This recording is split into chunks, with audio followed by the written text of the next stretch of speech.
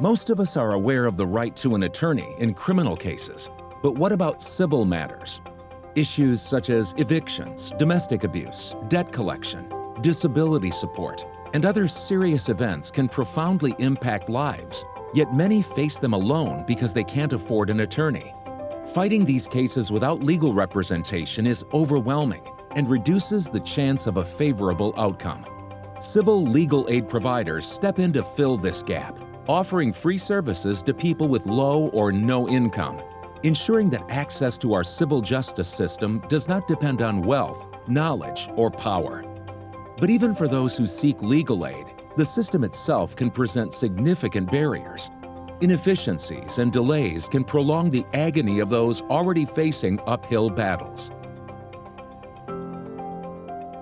Well, it took me about 2 months before I was able to get assistance. I called various agencies, went online Googling for legal aid, calling, trying to get pro bono representation because currently I'm not working while I'm taking care of the baby. The more and more I reached out and was told, no, we're not taking on any clients, no, we can't do this, or call this person, I got scared and more fearful that something was gonna happen to where a baby that I'm here to protect, that I stepped up and volunteered to protect, I'm not gonna be able to protect her. I'm all that she knows. She's been through enough, and for that to happen to her all over again, it was just too much for me to even consider. So luckily, something told me, okay, CPS, call them, and they're supposed to provide us with resources. And that's what they did. They gave me neighborhood legal services.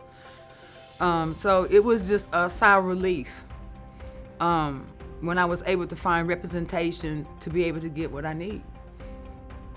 Glenette Lindbarger lives in Washington, D.C., where residents currently navigate a maze of over 50 legal aid providers to determine which one can quickly provide the services they need.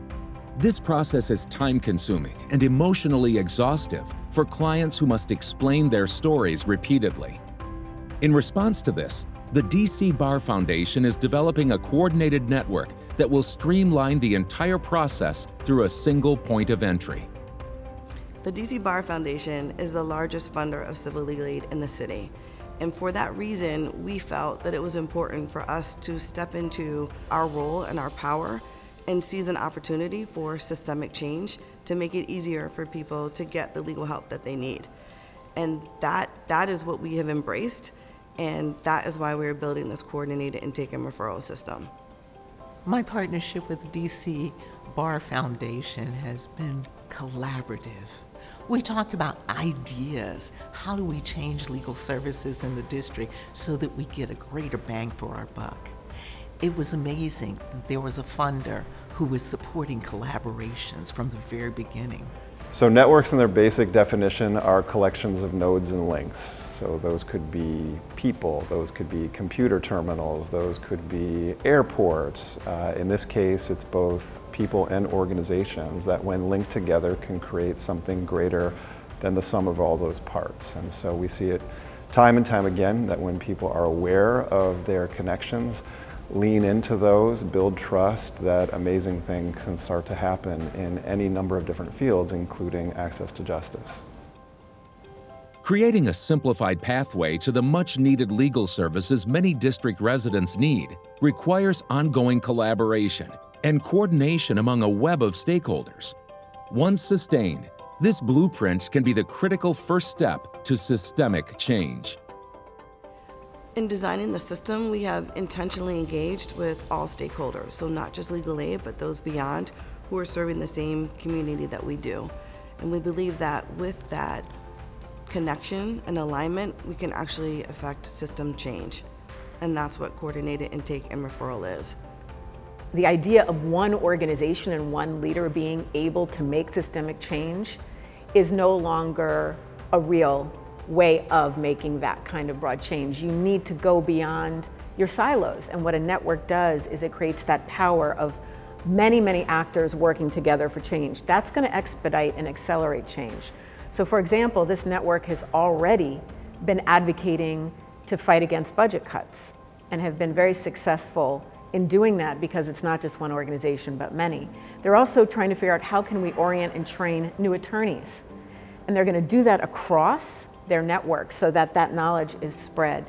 And really think about ways to help the field of social services and legal services that are really, really under-resourced to serve more people.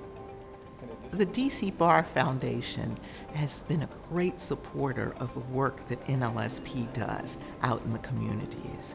They support direct legal services, collaborations, and also innovations. Those are three pieces that are critical to representing clients and looking towards the future. We have a crisis in this country. People don't know that they have a legal problem. If they do figure out that they have a legal problem, they don't know where to get help. And if they try to get help, it's much more difficult than it should be. And that's not a they problem, that's a we problem. Because when people have legal problems, that affects individuals and their families and our communities.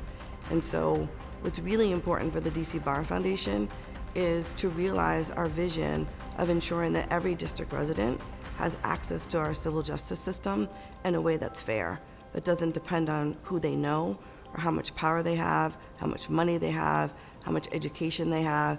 And that's the concept behind coordinated intake and referral. Everyone should have equal access to our justice system. The DC Bar Foundation aims to transform the civil legal aid system, but we can't do it alone. To find ways you can help, visit dcbarfoundation.org/donate.